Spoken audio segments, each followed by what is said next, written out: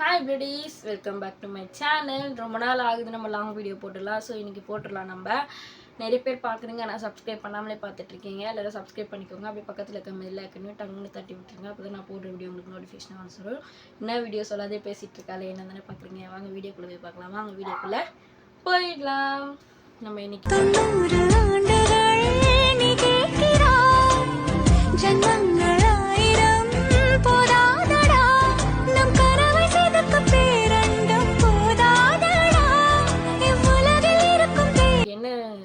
Video போடுறோம் பார்த்தீங்கன்னா, என்னுடைய லைஃப் ஸ்டோரியை சொல்லலாம் சொல்லிட்டு தான் நான் வந்திருக்கேன். ஆக்சுவலாக பார்த்தீங்கன்னா இதெல்லாம் எனக்கு ஒரு மெமரிஸாக இருக்கும், புரியுதுங்களா? அதனால நான் போட்டுக்கிறேன். அதுவும் இல்லாத ஒரு சிஸ்டர் கேட்டிருந்தாங்க ரொம்ப நாள் முன்னாடி. நான் போட எனக்கு டைம் இல்லை, பேபி வச்சுட்டு இருந்ததுனால. இப்போ எங்கள் அம்மா கொஞ்சம் கூட இருக்கிறதுனால பாப்பாவை அவங்கக்கிட்ட விட்டுட்டு வந்து நான் போடுறேன். ஸோ ஓகே, என்னோடய லைஃப் ஸ்டோரி பார்த்தீங்கன்னா, நான் பிறந்தது பார்த்தீங்கன்னா 2003. ஓகேங்களா? 2003 தான் நான் பிறந்தேன். செப்டம்பர் மாதத்தில் நான் பிறந்தோடனே நம்ம என்ன பண்ணோம் ஏது பண்ணோன்றதுலாம் நம்மளுக்கு கன்ஃபார்ம் தெரியாது. நம்ம அம்மா அப்பா உட்கார வச்சு கேட்டால் தான் நம்மளுக்கு தெரியும். அவங்க சொல்கிறது தான் நம்மளுக்கு தெரியும், புரியுதுங்களா? ஆக்சுவலாக பார்த்தீங்கன்னா எங்கள் அம்மாவுக்கும் எங்கள் அப்பாவுக்கும் லவ் மேரேஜ் தான். அதனால் அவங்க ஃபஸ்ட்டு ஆசைப்பட்ட பேபி பார்த்திங்கன்னா பையன். அதே போல் எங்கள் அண்ணன் பிறந்தாங்க. அப்புறம் எங்கள் அண்ணன் பிறந்து ஒரு 5 வருஷம் கழித்து தான் நான் பிறந்தேன். அதே போல் எங்கள் அப்பா வந்து ரொம்ப ஆசைப்பட்டார், பையன் இருக்கான் ஆனால் பொண்ணு எனக்கு 2வது பிறக்கணும்னு சொல்லிட்டு நிறைய கோவில் குளம் நிறைய ஏறி இறங்குனாங்க. அது இறங்கின பலனாயிருந்தான்னு தெரியல, நான் பிறந்துட்டேன். அப்படி தான் நானும் பிறந்தேன். பிறந்த பிறகு எங்கள் அப்பா ரொம்பவே சந்தோஷமாயிட்டார். பொண்ணு குழந்தைன்னா அவருக்கு ரொம்ப பிடிக்கும் சொல்லிட்டு ரொம்ப ஹாப்பியாக நல்லா என்ஜாய் பண்ணாங்க. எல்லாருக்கும் ஸ்வீட் கொடுத்து அந்த மாதிரிலாம் நிறைய என்ஜாய் பண்ணாங்க. ஸோ அதை என்கிட்ட சொல்லும் போது எனக்கு ரொம்ப ஹாப்பியாக இருந்தது, புரியுதுங்களா? நிறைய பேருக்கு அந்த மாதிரி இருக்கலாம், நம்மளுக்கு தெரியாது. யாராவது நம்ம சொன்னால் தான் நம்மளுக்கு தெரியும். அந்தமாரி எனக்கு சொல்லும் போது எனக்கு ரொம்பவே ஹாப்பியாக இருந்தது. பரவாயில்ல, நம்ம பிறக்கும் போது இவ்வளோ ஹாப்பியாக இருந்திருக்காங்க நம்ம ஃபேமிலி அப்படி சொல்லிட்டு. ஸோ ஓகே, அது பிறந்தது அது வரைக்கும் தான் எனக்கு தெரியும். மிச்சத்தில் எங்கள் அப்பா எங்கள் அம்மா தான். எனக்கு கருத்து தெரிஞ்ச வயசுலேருந்து எனக்கு நான் எப்படி இருந்தேன்றது தான் நான் சொல்ல போகிறேன். ஆக்சுவலாக இந்த வீடியோவில் என்ன சொல்லணும்னு நான் விரும்புகிறேன்னா, எங்கள் அம்மா எங்கள் அப்பாவை நான் பெருமைப்படுத்தி பேசுகிறேன்னு நீங்கள் நினைக்கலாம், ஆனால் அதுதான் உண்மை. ஒரே நிமிஷம். சரி ஓகே, பேசலாம். நம்ம பார்த்தீங்கன்னா எனக்கு கருத்து தெரிஞ்ச வயசுலேருந்து சொல்லணும்னு நினச்சிங்கன்னா, நான் 5வது படிக்கும் போதுலேருந்து எனக்கு ஓரளவுக்கு தெரியுது. அதனால் அப்போத்துலேருந்து நான் சொல்கிறேன். எங்களை ஸ்கூல் கிளப்பி அனுப்புறது எல்லாமே பார்த்தீங்கன்னா எங்கள் அப்பா தான். ரெடி பண்ணி விட்டுறதுலாம், சமைக்கிறது சாப்பாடு கட்டுறதுலாம் எங்கள் அம்மா பார்த்துப்பாங்க. ஸோ 2 பேருமே ஷேர் பண்ணிவிட்டு இப்படி தான் வேலை செஞ்சுட்டு இருந்தாங்க.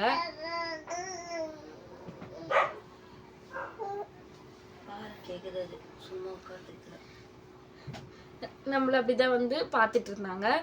ஸோ அதுக்கப்புறமா வந்து காலையில் அப்பா எப்போவுமே அப்பாவுக்கு வந்து சாய்பாபானா ரொம்பவே ஒரு இது. அந்த டைமில் அவருக்கு அந்த ஒரு பக்தி. அதனால் காலையில் டெய்லியுமே எங்களை வந்து அங்கே கூட்டிகிட்டு போய் அந்த கோயிலில் சாமி கும்பிட வச்சுட்டு தான் என்னை ஸ்கூலில் இங்கே போய் விடுவாங்க. ஸோ அந்தமாதிரி தான் டெய்லியுமே, அன்றைக்கி ஒரு நாள் 2 நாள்லாம் கிடையாது, டெய்லியுமே எங்களுக்கு அங்கே போயிட்ட பிறகு தான் இங்கே போய் விடுவாங்க. பிடிமா விடுவாங்க எங்களை. ஸோ அந்த மாதிரி தான் நாங்கள் விட்டுட்டு போயிடுவார். ஈவினிங்கில் வந்து எங்கள் கொள்ளுப்பாட்டி தான் எங்களை வந்து கூட்டிகிட்டு போவாங்க. நிறைய பேருக்கு அந்த பாக்கியம் கிடச்சிருக்காது, கொள்ளுப்பாட்டியை பார்க்குற அளவுக்கு பாக்கியமே கிடச்சிருக்காது. ஆனால் எனக்கு அது கிடச்சி எங்கள் பாட்டி தான் என்னை ஈவினிங்கில் வந்து கூட்டிகிட்டு போகிறது. எங்களுக்கு ஈவினிங்கில் போகும்போது கடையில் ஏதாவது வாங்கி கொடுத்து கூட்டிகிட்டு போகிறது எல்லாமே அவங்க தான். ஸோ அவங்களும் எங்களை கூட்டிகிட்டு போய் வச்சுருந்தாங்கன்னா எங்கள் அம்மா எங்கள் அப்பா வேலையிலேருந்து வந்த பிறகு எங்களை கூட்டிகிட்டு போயிடுவாங்க. இப்படி தான் இருக்கும். இந்த நாள் வரைக்குமே நாங்கள் ஒரு பொருள் கேட்டால் எங்கள் வீட்டில் எங்களுக்கு வாங்கி தராத நாளே கிடையாது. அது நல்ல பொருளாக இருந்தால் உடனே கிடைக்கும். அது யூஸ் ஆகாத அந்த மாதிரி ஏதாவது கெட்ட பொருளாக இருந்தால் அது கொஞ்சம் அட்வைஸ் பண்ணி பார்ப்பாங்க எங்களுக்கு. அது மீறியும் நாங்கள் கேட்டோன்னா வாங்கி தர மாட்டாங்க. நாங்கள் வாங்கி தருவாங்க சொல்லுவேன் நீங்கள் எதிர்பார்த்துருப்பீங்க, இல்லை வாங்கி தர மாட்டாங்க. எப்படியாவது சொல்லி அது வேணாம் அது கெட்டதுன்ட்டு எங்கள் மைண்டில் வந்து அப்படியே ஃபிக்ஸ் பண்ணுற அளவுக்கு பேசி அந்த பொருளை முடிச்சுடுவாங்க. ஆனால் இது வரைக்கும் நாங்கள் ஆசைப்பட்ட பொருள் வந்து இன்னைக்கு கேட்கணும்னா இன்றைக்கே சடனாக எங்கள் கையில் வரும். அந்தளவுக்கு தான் எங்களை வச்சுட்டு இருந்தாங்க எங்கள் டேடி எங்கள் மம்மியும். இது வரைக்கும் இப்போ மேரேஜ் ஆகிட்டு தானே இருக்குது, இப்போவுமே அப்படி தான். ஸோ அப்படியே கடந்து போயிட்டே இருந்தது. எனக்கு வந்து கேட்டது கிடைக்காத பொருளே கிடையாது சின்னதுலேருந்து. ஸோ ஆனால் ஆஃப்டர் மேரேஜுக்கு அப்புறம் அப்படி தான். ஆனால் எனக்கு கஷ்டம்னா என்னன்றது தெரிகிற அளவுக்கு நான் ஒரு எப்படி சொல்கிறது, ஒரு பெரிய பிள்ளையாகிட்டேன், அவ்வளோதான் சொல்ல முடியும். கல்யாணத்துக்கு அப்புறமா எனக்கு கொஞ்சம் சிக்கனமாக இருக்கணும் அப்படின்றது தோண ஆரம்பிச்சிச்சு. அதுக்கு முன்னாடி வரைக்கும் தாராளம் கொடுத்துட்டு அந்தமாரி சுற்றிட்டு இருந்தேன். பயங்கரமாக ஃப்ரெண்ட்ஸ் கூட சேர்ந்து சுற்றுவேன். காசு எங்கள் அம்மா கிட்ட வந்து நான் காசு கேட்பேன். 500 1000 குடும்பம் அங்கே போகிறோமான்னு சொல்லிட்டு காசு கேட்டுகிட்டே இருப்பேன். அப்போல்லாம் எனக்கு வந்து அந்த கஷ்டம் சத்தியமாக தெரியல. இப்போ எனக்குன்னு ஒரு குடும்பம், எனக்குன்னு ஒரு லைஃப்னு வந்த பிறகு தான் அந்த காசோட அருமையே எனக்கு இப்போ புரியுது. எங்கள் அம்மா அப்போல்லாம் எடுத்து சொல்லுவாங்க, இந்த மாதிரி இருக்குது, இவ்வளோ கஷ்டம் இருக்குடி அப்படின்ட்டு. இந்த காலில் வாங்கி அப்படியே இந்த காலில் விட்டுற வேண்டியது தான். இப்படி தான் நான் போயிட்டுருந்தேன் கொஞ்சம் காலமாகவே. அப்புறம் நான் ஒரு வேலைக்கு போக ஆரம்பித்தேன். லைப்ரரியில், கன்னிமரா பப்ளிக் லைப்ரரியில் தான் நான் ஒர்க் பண்ணிகிட்டு இருந்தேன். 1.5 வருஷமாக செஞ்சேன்.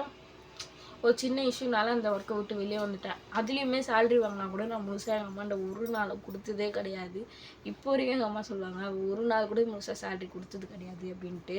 அந்த சேலரியே எங்கள் அம்மா வந்து வாங்கி வீட்டு செலவோ இல்லை வேறு எதுவாவோ பண்ணவே இல்லைங்க. எனக்கு அந்த காசை நான் கொடுத்த காசெல்லாம் அப்படி அப்படியே சேர்த்து வச்சு அதில் தான் எனக்கு வந்து கம்பல், கொலுசு இந்த மாதிரிலாம் ஒன்றா எங்கள் அம்மா எனக்கு வாங்கி கொடுக்க ஆரம்பித்தாங்க. ஸோ என்னோடய காசை வந்து எங்கள் அம்மா வந்து வேஸ்ட்டு கொஞ்சம் கூட பண்ணலை. புரியுதுங்களா? இந்த மாதிரி தான் எங்கள் லைஃப்பை வந்து ரொம்பவே ஜந்து வந்துச்சு பாருங்கள். பெரிய ஜந்து இதுதான். பேச விடாது, எதுவுமே பண்ண விடாதுங்க. மோசமானதுங்க இது. ஸோ இந்த மாதிரி தான் நான் ஒர்க் போகிறப்பவும் காசுலாம் வந்து எங்கள் அம்மா வந்து வீட்டுக்கு செலவு பண்ணிக்க மாட்டாங்க. எங்களுக்கே தான். எங்கள் அண்ணன் வந்து அவன் லைஃப்பை பார்த்துக்க ஆரம்பிச்சாச்சு. ஸோ அதெல்லாம் அம்மா இந்த மாரி தான் எங்களை பார்த்துக்கிட்டாங்க.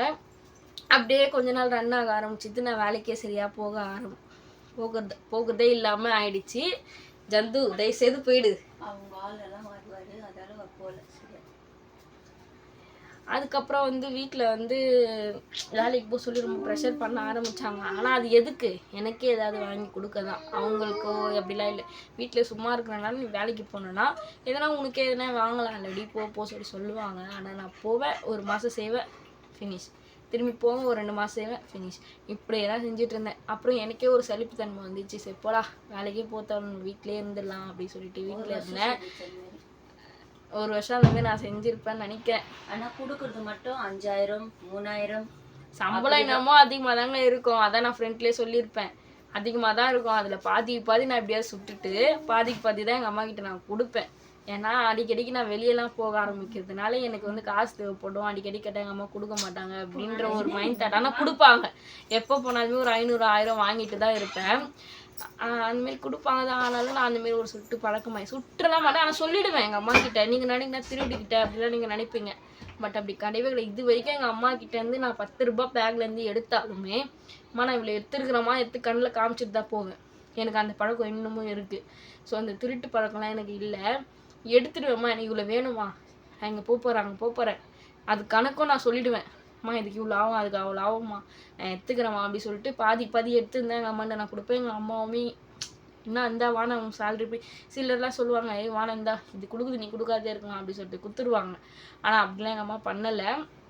சரி கொடு அப்படின்னு சொல்லிட்டு வாங்கிப்பாங்க. அதையுமே சேமித்து வச்சு தான் எங்களுக்கு நகையெல்லாம் எனக்கு எடுத்து போட்டாங்க. அப்புறமா வேலை தான் கொஞ்சம் விட ஆரம்பிச்சிட்டேன். அதுக்கப்புறம் எனக்கு வந்து மேரேஜ்க்காக பேச ஆரம்பிச்சிட்டாங்க வீட்டில். வந்து எனக்கும் லவ் மேரேஜ் தாங்க. போட்டிருப்பேன், என்னோடய லவ் ஸ்டோரிலாம் போட்டிருப்பேன், பாருங்கள். அதோட கண்டினியூ ஆகும், நான் போட்டுடுறேன் கூடிய சீக்கிரம். ஸோ லவ் பண்ண ஆரம்பிச்சிட்டேன்ல, அது ரொம்ப நாள் வலிக்க வேணாம், முடிச்சிடலாம் இந்த லவ்வை இதோட அப்படின்னு சொல்லிட்டு வீட்டில் எல்லாம் பேச ஆரம்பிச்சிட்டாங்க. மேரேஜுக்கு பேச ஆரம்பித்தோடனே நம்மளுக்கு வந்து அந்த ஆர்வம் வந்து மேரேஜ் மேலே போனதுனால வேலைக்கு போகிறது அப்படியே விட்டாச்சு. ஸோ அவ்வளோதான். வேலைன்னா என்ன அப்படின்ற அளவுக்கு நான் ஆகிட்டேன். சுத்தமாக வேலை தேடுறதுக்கும் போக மாட்டேன், எதுவுமே பண்ண மாட்டேங்க. ஃபுல் அண்ட் ஃபுல் ஃப்ரெண்ட்ஸ் கூட என்ஜாய் பண்ணுறது தான். மேரேஜ் ஆகிட்டா எப்படி லைஃப் மாறுன்றது நம்மளால் சொல்ல முடியாது. ஸோ அதாவது நான் ஃபுல் அண்ட் ஃபுல் என்ஜாய் பண்ணுறது தான். ஒர்க் போகிறதே விட்டுட்டேன். எங்கள் அம்மா தான் என்னை முழுக்க எங்கள் அம்மாவும் எங்கள் அப்பாவும் தான் என்னை பார்த்தாங்க. என்ன நீ வீட்டிலே உட்காந்துட்டு இருக்க அப்படின்னு சொல்லிட்டு நிறைய பேர் வீட்டில் திட்டுவாங்க. பட் ஆனால் அப்படிலாம் எங்கள் வீட்டில் யாருமே என்னை திட்டல. உட்கார வச்சு தான் சாப்பாடு போட்டாங்க. எனக்கு எல்லாமே நல்லபடியாக தான் போச்சு என் லைஃப்பும். அப்புறம் மேரேஜும் ஃபிக்ஸ் ஆகிடுச்சு. டேட்டு ஃபிக்ஸ் ஆகிட்ட பிறகு எங்கள் அம்மா ரொம்பவே கஷ்டப்பட்டாங்க. அது நினச்சா இன்னுமே எனக்கு கண்ணு கலங்கும். அவ்வளோ கஷ்டப்பட்டாங்க. அந்த நெருக்கத்தில் எங்கள் அம்மாவுக்கு காசே கிடைக்கும் சொல்லி ஒரு நிமிஷங்க.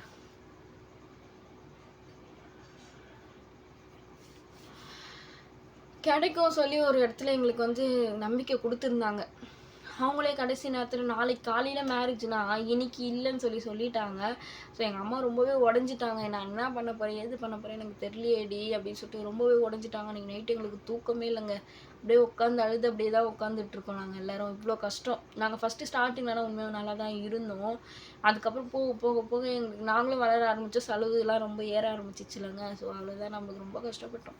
அப்படியே எங்கள் அம்மா உட்காந்து ஒடிஞ்சு அழுதுட்டாங்க. நெக்ஸ்ட் டே மார்னிங் ஏசப்பாவோட கிருபை தான். நான் இப்போ கூட சொல்லுவேன், எங்கள் அப்பா இல்லைன்னா நாங்கள் இல்லை, ஏசப்பா அப்பா இல்லைன்னா நாங்கள் இல்லவே இல்லைங்க.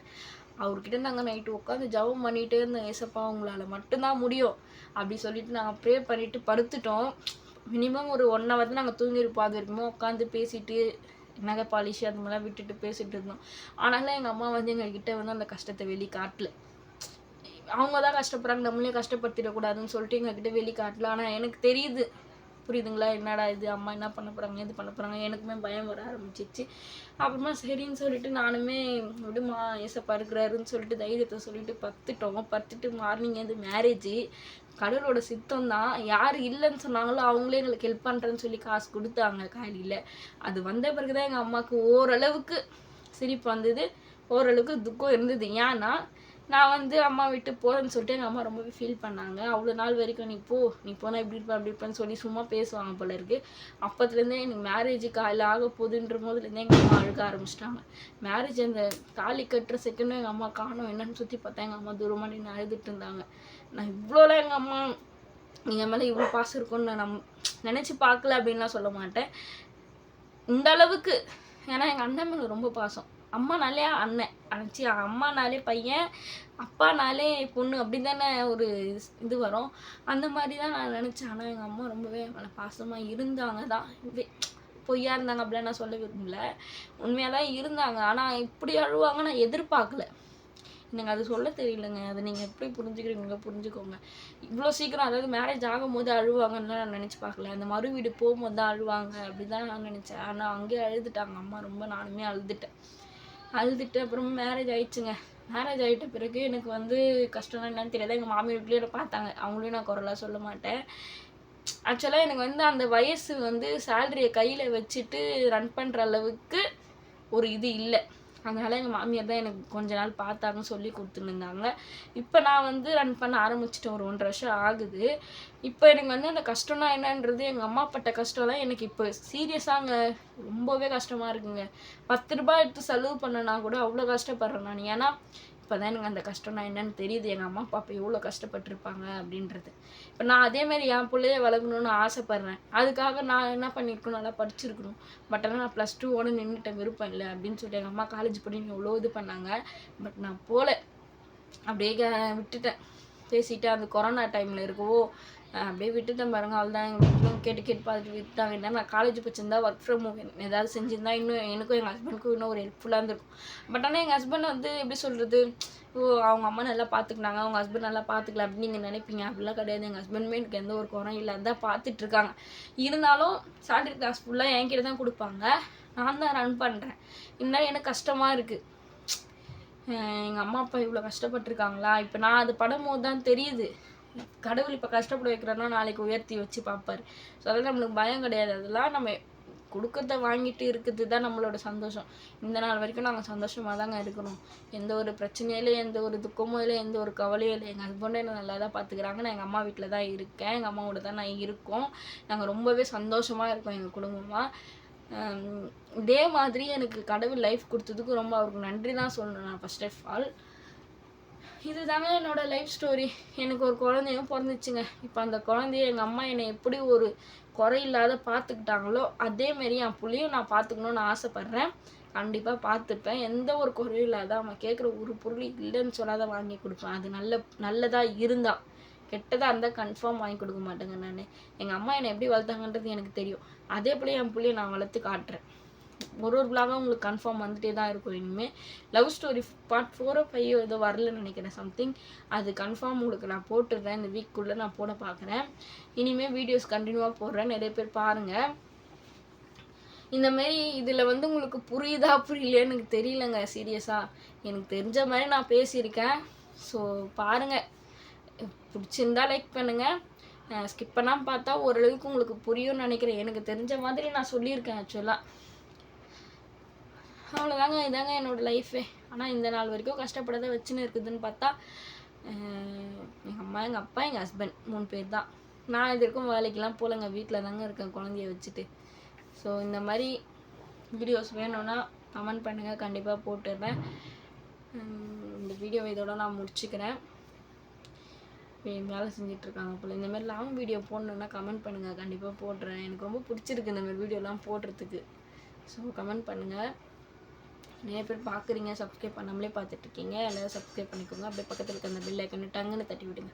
அப்போ தான் நான் போடுற வீடியோ உங்களுக்கு நோட்டிஃபிகேஷனாக வந்து சேரும். ஓகே, வீடியோ முடிச்சுக்கலாமா? முடிச்சுக்கலாம். ஓகே, பாய்.